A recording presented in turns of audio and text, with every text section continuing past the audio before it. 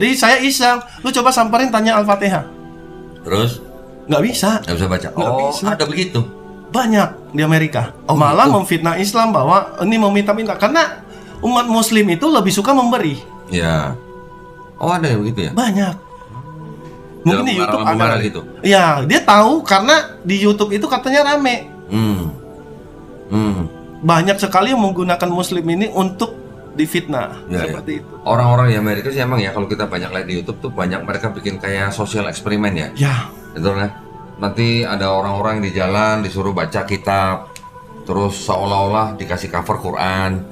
Jadi seolah-olah mereka pikir itu ada di dalam Quran. Ketika cover dibuka ternyata Bible gitu. Ada yang gitu kan? Iya, iya.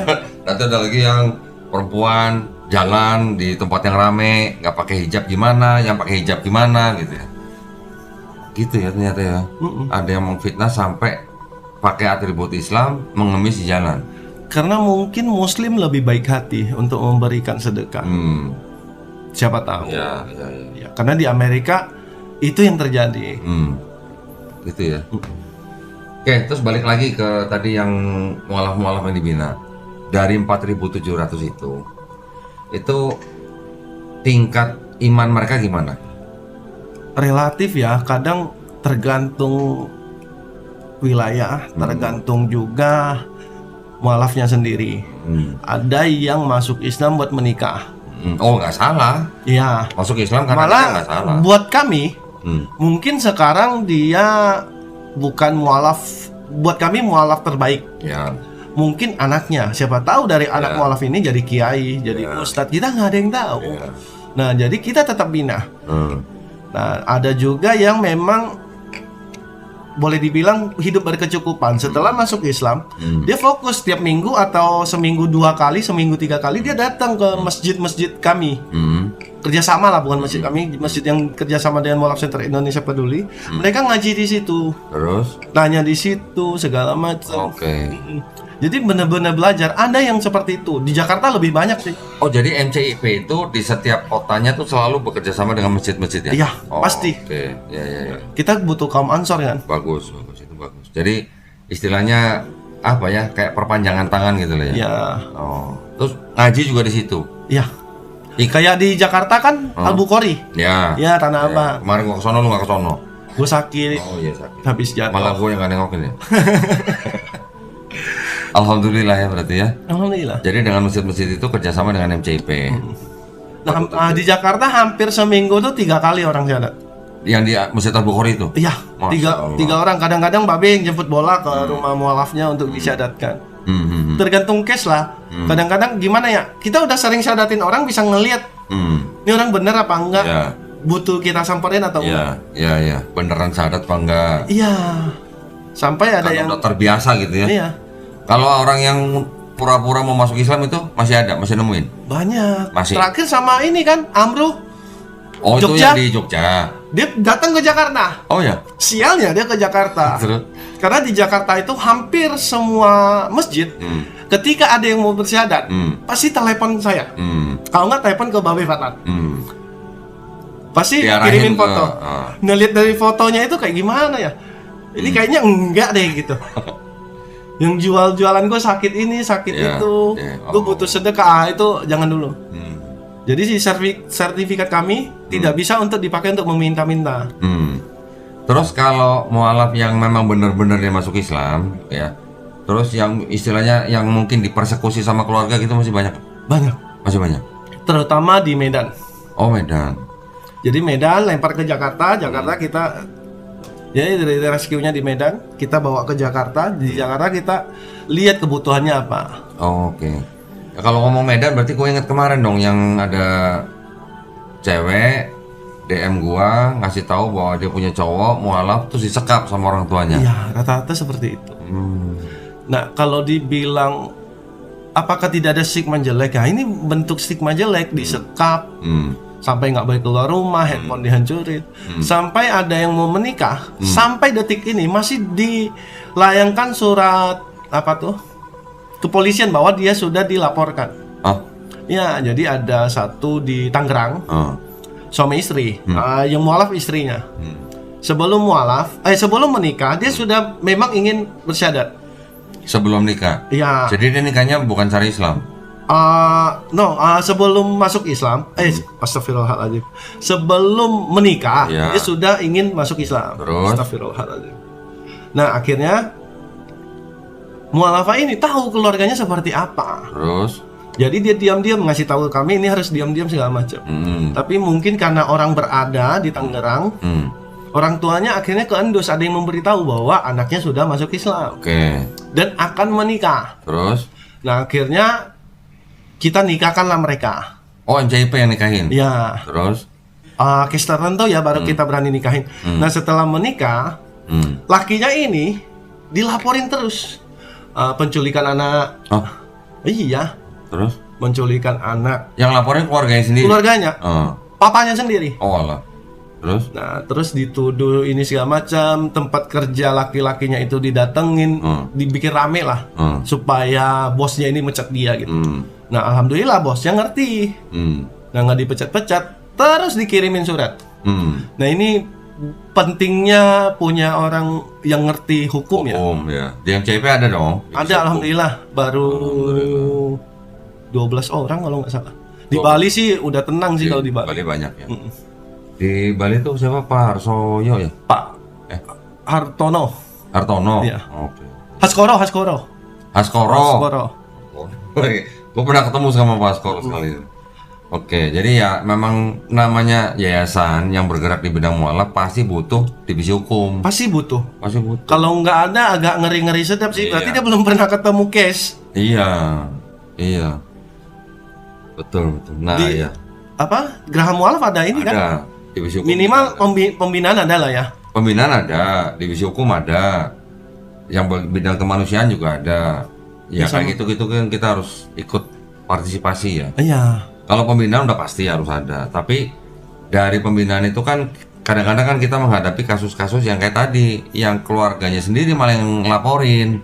Padahal anaknya yang sukarela dan cinta terhadap suaminya.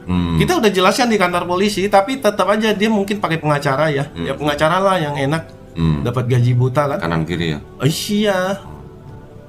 Orang Ya, tuanya memang perlu sih, divisi hukum perlu. Orang tuanya tuh bagaimana caranya lakinya ini masuk penjara. Alhamdulillah untung ada pengacara. Padahal mungkin sebenarnya orang tuanya pengen anaknya masuk penjara hanya gara-gara nggak terima karena anaknya masuk Islam. Ya betul. Gitu. Udahlah masuk Islam, lu nikah sama Juana, selesai.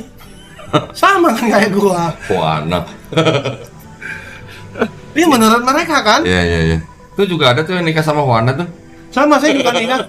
Saya lebih ekstrim lagi. Apa? Di Kalimantan kan ada kasus legendaris lah, perang. Ya. Ya antar suku. Ya. Saya menikahi orang yang diperangi sukunya.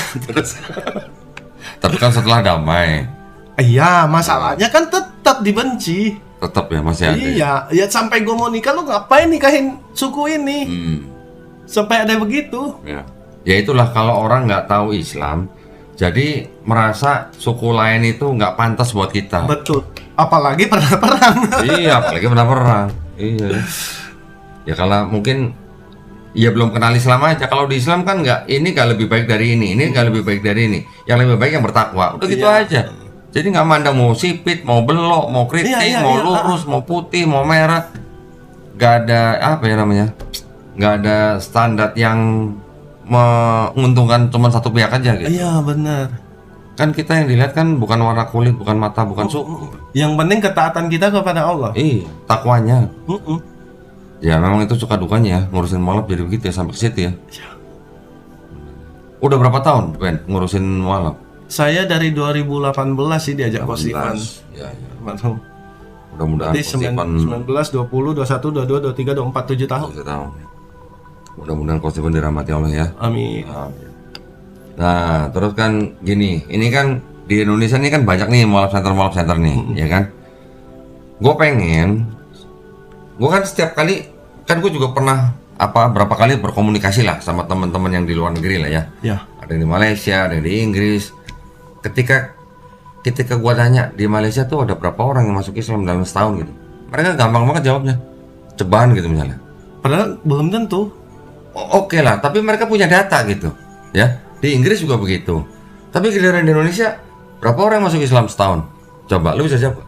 4.000-an. Kalau di Kan Indonesia cuma- saya nggak tahu. Di Itu cuman, MCP. lu taunya cuma di MCP doang. Iya. Tapi di seluruh Indonesia nggak tahu kan? Ya. Nggak tahu. Sebenarnya datanya ada nggak? Ada sebenarnya. Lu MCP 4.700, nanti Sunda Kelapa 18.000 misalnya. Seharusnya ada ya perkumpulan itu. Nah, jadi gue punya ide, kita bikin asosiasi. Ayo. Ya, Ayo. gua udah ngomong nih sebenarnya nih kayak MUI nih. MUI udah nyambut, udah baik usulannya. Cuman untuk merealisasikan ini udah setahun kayaknya belum terrealisasi. Belum pernah diundang sih Udah kecuali pernah. Bogor segala macam pernah. Dulu udah pernah sebenarnya, cuman mungkin memang belum mengerucut gitu loh. Pernah diundang. Itu regional, bukan Masih pusatnya. regional. Iya, di Bogor paling sering. Enggak, waktu itu pernah undangan dari MUI pusat kok. FGD. Masa Pernah, sih? pernah. Mungkin zaman Steven. Enggak. Iya mungkin ya sebelum Iya. pas Steven ya. Karena Iya. sampai sekarang saya belum pernah dapat undangan dari instansi pemerintah. Nah, gini maksudnya, kan gue usul ke MUI supaya MUI membidani dan memfasilitasi terbentuknya asosiasi ini. Iya. Jadi maksud gue bukan kita mau ngapa-ngapain, enggak, justru kita malah mau menyatukan Moalap Center. Yang penting jangan ada kepentingan. Nggak boleh. Nah, sama ini kan banyak yang mengajak, tapi di situ ada kepentingan. Nah, itu yang harus disingkirin. Tujuannya kita bikin asosiasi ini adalah supaya apa? Supaya kita nih kalau punya data terintegrasi datanya. Ini asosiasi nih, MCIP jadi anggota asosiasi, Geraha Moalap jadi anggota asosiasi, Ayah Sofia lah, terus apa lagi kan banyak masjid-masjid, ada Dompet Duafa, Darussalam Iya. segala macam. Moalap Center yang sudah ada gabung di asosiasi ini. Kita setiap bulan store data itu nanti diolah, ditampilkan di websitenya asosiasi itu. Kita semua anggota bisa pakai gitu datanya gitu. Iya. Ya, lagi pula kan itu bisa mencegah untuk misalnya contoh kayak kasus tadi, misalnya ada orang yang cuma pura-pura masuk Islam, kita bisa ngecek dulu di website. Ngamen. Ngamen lah istilahnya. Nanti juga mungkin misalnya kalau ada kasus di salah satu Moalap Center itu, kita bisa saling bantu, yang teman di mana kan jaringan itu bisa kita pakai. Iya. Nah, maksud gue gitu. Jadi dengan adanya asosiasi ini, teman-teman yang ada di Moalap Center ini bisa saling bantu, gitu. Bisa saling ngecek, bisa saling ya istilahnya sinergi lah. Gitu. Iya, benar. Ya, nanti kalau ada undangan lagi, diundang ya. Ayo. Setuju ya? Setuju saya. Alhamdulillah. Jadi maksudnya ya supaya kita bersatu lah. Iya. Moalap Center itu kan lembaga-lembaga atau yayasan yang membantu orang yang mau masuk Islam. Kalau menurut aku ya, kalau ada asosiasi itu lebih bagus. Malah sangat membantu. Ya. Tapi harus ada kepalanya ini yang tidak ada kepentingan di situ. Nah, kepalanya tuh nanti biar MUI yang Iya, membuat benar. caranya bagaimana ditunjuk ketuanya lah gitu. Kan istilahnya harus dicari orang yang istilahnya memang mampu gitu lah. Dalam hal administrasi, dalam hal manajemen, supaya Moalap Center ini ya lebih enak gitu loh nanti lo kerjasamanya. Ini karena gue sering juga ditelepon orang misalnya, mau sadat misalnya. Tapi dia bilang dulu pernah ke masjid ini gitu. Nah, gue cek dulu dong. Bener apa enggak? Lu bener nggak dulu pernah ke situ? Nah, cek dulu datanya. Kayak gitu-gituan kan sebenarnya kita nggak usah ngecek ke Moalap Center yang bersangkutan. Kita langsung buka websitenya. Kita anggota, kan kita pasti Kita punya udah akses. tahu. Tinggal buka. Kalau datanya ada, ini berarti. Nah gitu maksudnya. Belum lagi nanti kalau misalnya ada kayak tadi disekap dan segala macam, lo mungkin nggak terjangkau nih sama yayasan Moalap Center tertentu. Kan bisa minta tolong Moalap Center yang di daerah situ. Benar. Tuh. Tapi selama ini kan yang terjadi, saya nggak tahu ya. Di MCP ini kan tidak ada gaji segala macam, jadi tidak ada kepentingan di situ. Memang di. Nah, biasanya ini udah beberapa kali orang ini ada kepentingan, Oh, minta sertifikat buat diuangkan. oh, Banyak. diuangkan, Iya, digade gitu maksudnya. bukan digadai, gimana ya? Dikasih ke instansi pemerintah, nanti duitnya cair katanya. Oh, nah gini, asosiasi ini nanti kita bisa kerjasama dengan Basnas. 2 minggu yang lalu, gua kedatangan petinggi Basnas di sini. Datang ke sini bawa laporan keuangan, dia tunjukin ke gua di laporan keuangan itu. Pak Doni, ini lihat nih, angka zakat untuk mualaf. Ada di situ angkanya. Nah, Ya, tar dulu, gua nggak sebutin angkanya nih. iya. Dari angka ini yang sudah tersalurkan nggak sampai 1%. Lu bayangin. Kalau misalnya Basnas dan asosiasi ini bisa kerjasama, kan bisa dianggarin. Nih buat zakat, buat mualaf nih sekian, tolong bagi-bagi nih semua nih ke mualaf center nih, dititipin gitu. Kan bisa begitu. Kalau ada satu orang Basnas saya kenal itu Ardi. Namanya Ardi. Nah, dia yang sering membantu. Pernah kesini orangnya? Pernah kesini. Nah, akhirnya suatu hari ini mualaf ini di kota bukan Jakarta. Jadi jauh dong. Kalau hubungin Ardi kayaknya nggak tepat. Saya minta dia langsung ke Basnas. Beda area. Terus? Mungkin ini oknum ya, sebut aja oknum. Jadi waktu itu zakat. Terus? Kita lebih mengutamakan Muslim yang ini dulu, ekonominya kurang dulu. Lah emang mualaf ekonominya bagus kan gitu? Ya nggak semua lah. Nggak semua, tapi kalau rata-rata begitu kayak gimana ya? Nah makanya itu kita perlu punya wadah yang bisa kerjasama dengan Basnas, karena Basnas itu kan yang memang dia tugas dia buat nyalurin, salah satunya adalah ke mualaf. Itu nanti bisa. Siapa? Makanya penting ada asosiasi ini ya. Kalau masing-masing mualaf center ini kerjasamanya terpisah-pisah dengan Basnas, kan malah mungkin Basnas juga pusing gitu, kebanyakan mualaf center gitu. Tapi kalau satu asosiasi, dan asosiasi ini yang bisa menyalurkan lewat anggota-anggotanya, kan lebih enak. Ya. Maksud gua, kalaupun memang beda area, itu nanti bisa dikoordinasikan dengan Basnas mana gitu. Kan bagus gitu loh. Iya. Yang menerima manfaatnya juga para mualaf. Kalau lo bilang tadi di MCP nggak ada gaji, kita juga nggak ada gaji, semua juga nggak ada gaji. Ya namanya yayasan kan nggak ada gaji. Iya. Ada syarat tertentu kalau pengurus yayasan itu digaji dengan syarat A, B, C, D, E. Kalau enggak ya nggak dapat gaji. Itu loh maksudnya. Kan kita bisa saling, Wen, berapa lu mualaf bulan ini gitu. Kan enak lu tinggal store data, kita store data, ini store data. Jadi ketahuan, oh di Indonesia itu sebulan ada berapa orang masuk Islam, dan yang paling banyak di daerah mana. Kan enak gitu kan. Dan daerah ini nih banyak pemurtatan. Nah nanti bisa kerjasama lagi, misalnya dengan yang lain, misalnya KNAP atau apa gitu loh. Iya benar. Nah gitu. Setuju kan? Setuju saya. Ayolah nanti kita gas ya. Ayo. Tinggal kirim undangannya nih dari MUI kan. Ya nanti gua kejar lagi dah teman kita di MUI dah. Mudah-mudahan ini supaya ya kita supaya kita juga jangan gimana lah. Karena kan ada juga begini nih, ini kasusnya, mohon maaf ya. Pernah waktu itu ada mualaf ngomongin saya, kok saya butuh bantuan gini. Saya tanya, syahadatnya di mana? Di MCI. Waktu itu masih ada Konstipan. Oke. Di MCI. Terus gimana? Iya, saya udah minta ke MCI, belum dikasih katanya. Dia bilang begitu. Gua kan waktu itu juga mungkin belum terlalu kenal dengan MCI. Terus akhirnya kita datang, kita mau bantu, ya bantu sekedarnya aja. Ternyata gara-gara kita mau bantu, jadi apa ya namanya? Ada mungkin salah paham gitu loh. Oh ini mualaf ini binaan MCI, kenapa kita urusin gitu maksudnya? Ada omongan begitu. Seharusnya jangan. Harusnya kan enggak gitu loh. Kalau kita ada asosiasi kan lebih enak. Gitu Yang bantu asosiasi. Maksud kalau saya terserah ya, selama tidak dibawa ngamen. Iya. Nah kan pernah ada oknum yang bawa ngamen. Maksud aku jangan sampai dibawa ngamen. Karena gini, oke lah, yang ngamen itu urusan lain lah ya. Ya. Tapi Basnas itu dia punya programnya dia ada istilahnya, ada jenjangnya gitu loh. Jadi kita masing-masing mualaf center kita bisa bikin program masing-masing.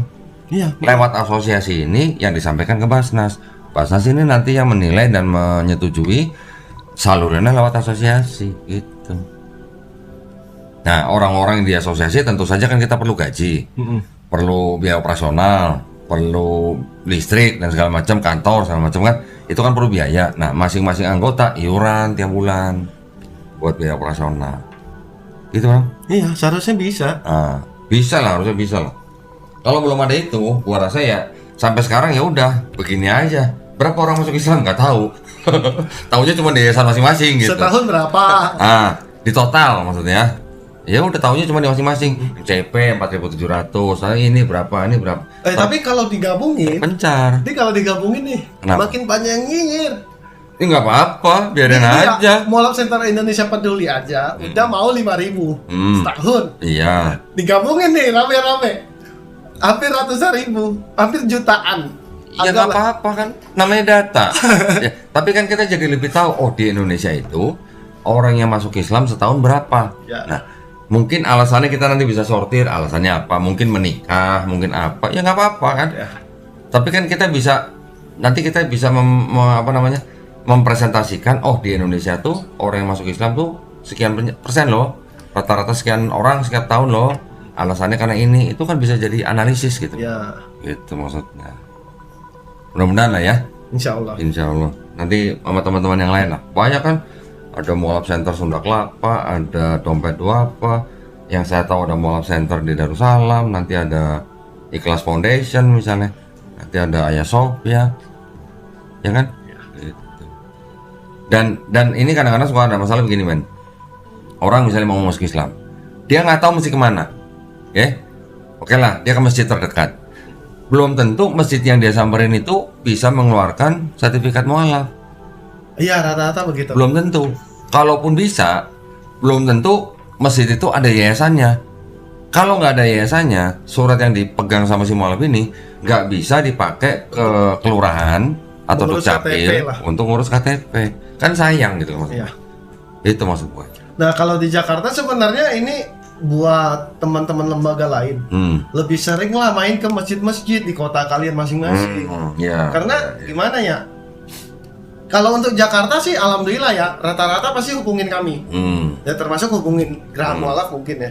Jadi menghubungi kami, mereka yang syahadatkan terserah. Mereka yang tanda tangan di sertifikat mualaf di masjid. Kita nggak masalah. Terus nah, setelah syahadat, selama ini alhamdulillah ya udah sekitar 7-8 tahun lah ini udah membaik. Biasanya setelah syahadat di masjid, euforianya di awal syahadat pada tepuk tangan pada ini, selesai dikasihlah zakat dari jamaah, dikasih 100.000 kali 50.000, habis itu udah. Nah ini yang sebenarnya harus diubah. Cobalah setiap kota itu, mungkin Mualaf Center Surabaya atau Mualaf Center Yogyakarta, ayo kita urusin ke masjid-masjid masing-masing. Ya. Ada baiknya memang Mualaf Center ini punya kerjasama dengan beberapa masjid lah. Jangan cuma satu lah ya. Dengan beberapa masjid yang ya istilahnya terjangkau sama orang-orang yang dekat dengan masjid itu. Gitu. Tapi juga jangan cuma buat syahadat doang, pembinaannya juga. Kita Geraha Mualaf kita juga ada kerjasama dengan Masjid At-Taibin di Senen. Selain kita kerjasama kalau ada orang mau syahadat di sana, kita juga ya ngasih kafalah lah ya buat si ustadz yang ngajarin mualaf kita di sana. Jadi setiap misalnya ada orang bersyahadat, kita catat alamatnya di mana. Kalau dia dekat dengan Masjid At-Taibin, kita suruh mereka ke sana. Bahkan sekarang kita ada program baru begini. Laki perempuan nih ya, mualaf nih. Kita tanya, tolong sediain waktu dalam seminggu 2 hari, tunggu di rumah, kita kirim guru ngaji privat ke rumah. Kayak gitu. Jadi kalaupun misalnya di rumah orang tuanya nolak, nggak boleh segala macam, cari tempat yang lain atau rumah temennya kayak atau di masjid kayak, silakan tentuin sendiri mau belajar di mana. Kita kirim guru ngaji ketemu dia, kita yang bayar 1 kali pertemuan 90 menit. Kalau nggak gini aja, pakai program kami yang itu yang baca kalau Quran itu bisa ya? Termasuk Geraha Mualaf ya, termasuk yang lain deh. Kalau mau mualaf buat bisa baca Al-Quran 90 menit. Nah kita ada program itu sekarang. Nah boleh. Ya jadi boleh. Kita pentingin mualaf dulu deh. Ya. Gimana caranya mualaf ini bisa ngaji? Ya. Untuk ngaji, insya Allah kita bisa. Untuk mengembangkan. Alhamdulillah. Nanti ya kita pelajarin ya. Insya Allah. Kalau memang itu bisa dipakai, nanti guru privat kita yang ngajarin si mualaf di rumah. Ada sertifikasinya nanti biar jadi pengajar kan gitu. Ya benar. Itu pelatihannya setiap bulan. Pelatihannya itu cuma butuh 3 hari sebenarnya. Untuk si pengajar? Iya. Oke, bagus. Itu 3 hari sambil main-main ya. Kemarin tim. Kalau nggak sambil main-main sehari jadi? Sehari bisa. Oke. Karena itu sangat mudah. Boleh. Iya. Kan gini, kita Geraha Mualaf juga ada rumah Quran di daerah Cibinong. Nah nanti dari situ kan kita bisa kirim nih ke tempatnya MCP buat belajar yang ngajarin itu ya. Bisa. Boleh ya? Bisa. Oke, alhamdulillah. Ada sekolah, anak sekolah SMP lah kalau nggak salah, anaknya mualaf kami. Dia itu nggak malas belajar Iqra, bukan malas lah, agak susah belajar Iqra. Akhirnya kita ajarin cara belajar cepat ini dari Demaji ini tadi. itu gurunya aja terkejut, lu nggak bisa Iqra tapi lu bisa baca Quran. Oh, oke. Jadi Iqra 1, 2, 3, 4-nya mungkin nggak belajar itu, dia langsung bisa baca Quran, gurunya aja terkejut. Oh ya? Iya, guru-guru di sekolahnya. Keren tuh. Nah ini kan bisa jadi program menghapus buta Al-Quran. Buta Quran? Iya. Tahu nggak berapa persen di Indonesia? Paling 15% lah yang bisa baca. Nggak lah. 72% Muslim di Indonesia belum bisa baca Quran. Berarti yang bisa baca 28%. 72% gede loh. Iya. Ratusan juta bisa loh. Iya, ratusan juta. Gitu. Muslim kan di Indonesia kurang lebih sekitar 240 jutaan lah. 50%-nya berarti udah 120 juta. Iya. Nah lo, berarti bisa 100 juta lebih. Ya ini kan harus mulai dari kita sendiri ya. Iya. Harus pelan-pelan. Ya kita kerjasama lah dengan lembaga-lembaga lain. Misalnya ada lembaga yang memang khusus untuk ngurusin orang buat baca Quran, ya kita kerjasama. Iya. Kalau kayak Wendy udah punya, alhamdulillah bisa bagi-bagi ke teman-teman yang lain. Iya. Oke, Kita alhamdulillah. malah rencananya ajak kerja sama sekolah-sekolah. Jadi Nah, kita kan nggak bisa motong nih yang orang tua. Kita potong dari generasi berikutnya. Iya. Generasi di bawah kita. ya. Buat anak-anak cocok itu. Iya, cocok. Itu SMP 90 menit udah langsung bisa baca. Wih, keren ya. Iya. Boleh. Ada pengalaman lain nggak yang ngurusin mualaf yang bikin lu pusing gitu? Bikin aku pusing. Oh, Tak tahu banyak ya. terlalu banyak. Nah, yang pusing salah satunya David lah. David yang mana nih? Yang ini kemarin? Yang kemarin. Oh, David yang tukang mabok itu? Iya. Ya bukan pusing-pusing gimana, benci. Nggak, malah aku sangat sayang gitu. Agak susah waktunya untuk belajar. Oke. Nah itu. Udah mulai belajar deh. Udah mulai belajar. Susah. Kadang-kadang kan hidayah itu kita nggak tahu ya. Sedapat kisah di sini malah mau belajar. Kemarin dia WA gua. Nih, gua bacain nih. Ini David nih yang kemarin. Sebentar. Dia tiba-tiba WA gua.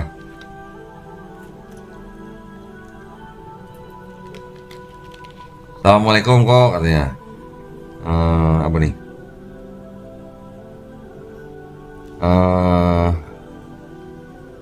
Alhamdulillah kok sekarang saya sudah mulai belajar Iqra, katanya.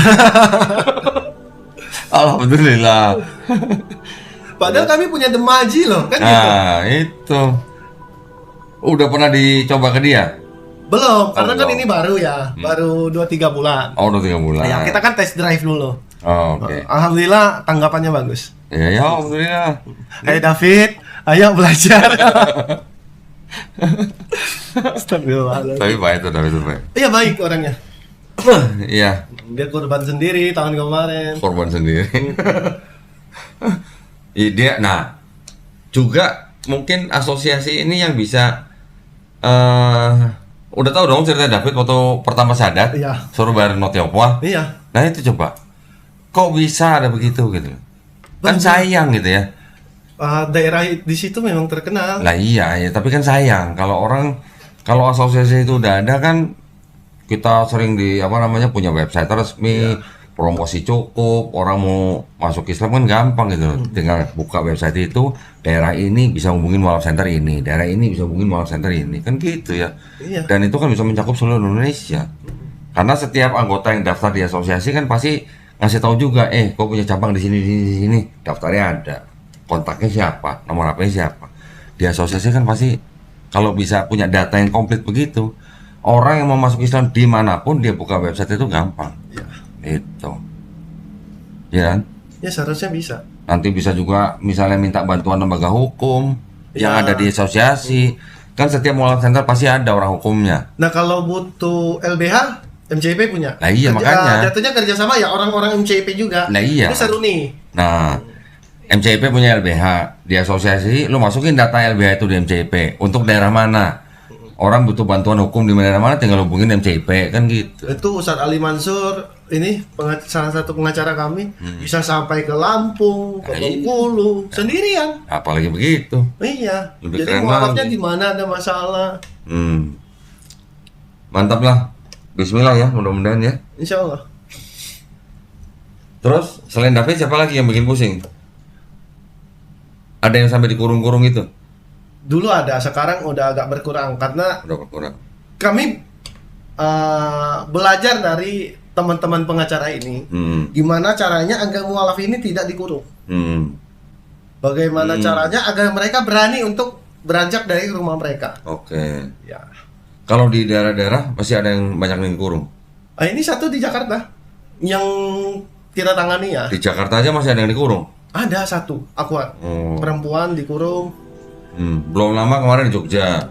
Ya. Mualaf siapa tuh Gradi siapa? Kalau masalah sih lebih ke ini ya, akhir hayat hidupnya pas pemakaman. Oh iya. Kalau mualaf MCIP kita pasti kan di situ udah tertulis. Nah itu udah salahnya Muslim di daerah dia tinggal karena tidak mau mengurus. Ya. Iya ya, di sertifikatnya MCP kan ada satu kalimat, dengan ini jika saya meninggal ya, saya akan menyerahkan kepengurusan jenazah saya kepada umat Muslim, umat Islam. Ya, itu bagus itu. Iya, karena kan gimana ya? Ini sering kejadian sih, sering kudu berantem dulu. Iya. Ya, kalau bisa diskusi enak sih. Ayo. Ya masalahnya gini, walaupun kita mau diskusi, tapi kalau dokumen yang diakui negaranya masih misalnya bukan Islam, nah kan kita susah juga. Nah itu yang kita tekankan ke mualaf. Kecuali kita punya dokumen yang lebih kuat. Iya benar. Misalnya video, saksi atau apa gitu kan. Yang paling jelas nih ketika dia udah masuk Islam, segera mungkin lu urus KTP. KTP, iya. Karena KTP adalah dokumen negara. Benar. Iya. Banyak yang malas ngurus. Iya nggak tahu. Bisa juga ada yang masalah dengan keluarga, takut atau apa gitu. Nah itulah gunanya pengacara di situ. Iya. Orang yang ngerti hukum, yang SH ini dibantu. Kalau si mualaf ini udah pisah sama keluarganya, tinggalnya pisah, masih mending ya. Ya kayak David, enak. Enak. Tapi kalau masih satu kakak sama keluarga yang lama, nah itu yang susah. ya. Nah itu harus bagaimana tekniknya si mualaf tadi. Ada lagi yang mau disampaikan? Kira-kira apa, Ben? Ya nggak ada. Dari pengalaman lu, Ben? Pengalaman sih banyak ya, harus diingat-ingat. Oh, harus di loading dulu ya? Iya, di loading dulu. Karena udah penuh jadi loadingnya lama gitu. Iya, kadang-kadang mualafnya syahadatnya sama saya loh. Saya yang syahadatin, saya lupa. Iya. Sampai ketemu kok saya ini loh yang antum syahadatin di Bogor, di Jakarta, di mana? Di mana? Kebanyakan. Iya, aduh pusing dah ngurus 33 regional. Iya, tapi alhamdulillah lah kita tetap istiqomah ngurusin mualaf. Kita udah terjun di sebuah yayasan mualaf center, ya udah, ya itu udah tanggung jawab kita. Iya benar. Iya kan? Nah itu tanggung jawab itu yang bikin sering ngeblank gitu. Belum lagi ditanya mana uangnya buat bikin acara daurah. Nah itu udah mumet tuh. Karena mualaf center ini kan harus cari dana untuk membina mualaf. Sekarang kalau dananya ini nggak dibantu sama umat Islam, lah bagaimana? Masih agak kurang kalau kata saya. Iya. Yang dibantu dari umat Islam aja kadang agak kurang. Belum lagi kalau kita butuh fasilitas buat mualaf misalnya. Fasilitas apa misalnya? Penampungan gitu ya. Kan itu juga pasti butuh dana. Nah, dulu ada rumah satu. Sekarang kita nggak ada rumah ya. Bismillah aja tidur di masjid. Oh di masjid. Ya. Masjid sediain. Ya. Oke. Di plantaran masjid. Oh yang di Masjid Al-Bukhari itu. Ya salah satunya itu. Oke. Kalau Jakarta ya. Bogor sih aman lah kalau buat nginep. Ya pokoknya mana aja yang penting syar'i itu aja lah. Iya, kalau buat akwat gimana caranya tertutup. Iya. Ya deh, Wen, kalau gitu mudah-mudahan ya kita semuanya istiqomah ya. Ayo. Bisa tetap berada di jalur mualaf center. Amin. Kita tetap amanah. Amin. Kita tetap ngurusin mualaf-mualaf. Amin. Yang kita cari kan bukan yang kita cari cuma ridha Allah ya. Iya. Yang paling saya takut hidayah ini dicabut. Semoga aja lah. Insya Allah. Untuk semua mualaf. Ya. Lu masih pesan nggak buat mualaf-mualaf lu? Oke, teman-teman yang sudah bersyahadat, ingat kalian syahadat karena Allah. Belajar juga karena Allah. Ayolah belajar. Jangan cari cuan terus. Belajar ikro juga cari cuan loh sebenarnya. Cuan buat kesono. Oh iya, cuan akhirat. Cuan akhirat. Ini yang sedang kita lakukan. Iya benar. Insya Allah ya. Oke, Wendy, terima kasih banyak ya. Sekolah Karang Kasiron, mudah-mudahan kita semua diridhoi Allah Subhanahu wa taala, kita semua juga dilindungi dan dirahmati Allah Subhanahu wa taala ya. Amin ya Buat rabbal para pemirsa, terima kasih banyak atas perhatiannya. Mohon dukungannya buat para pengurus Mualaf Center seperti Ko Wendy ini. Mudah-mudahan kita semua diberi istiqomah ya. Buat para pemirsa juga yang ingin mendukung perjuangan dakwah Geraha Mualaf, dipersilakan mengirimkan ke BSI nomor 111889988 atas nama YP Matawi Jakarta, dan bisa mengkonfirmasi ke nomor handphone 0813 9883 7007. Barakallahu fikum. Semoga partisipasi para pemirsa diterima di sisi Allah Subhanahu wa taala sebagai amal jariah ya. Amin. Amin ya rabbal alamin. Baik, kalau begitu kita pamit undur diri. Akhir kata, wabillahi taufiq wal hidayah. Wassalamualaikum warahmatullahi wabarakatuh. Waalaikumsalam. Thank you ya Ben ya. Thank you.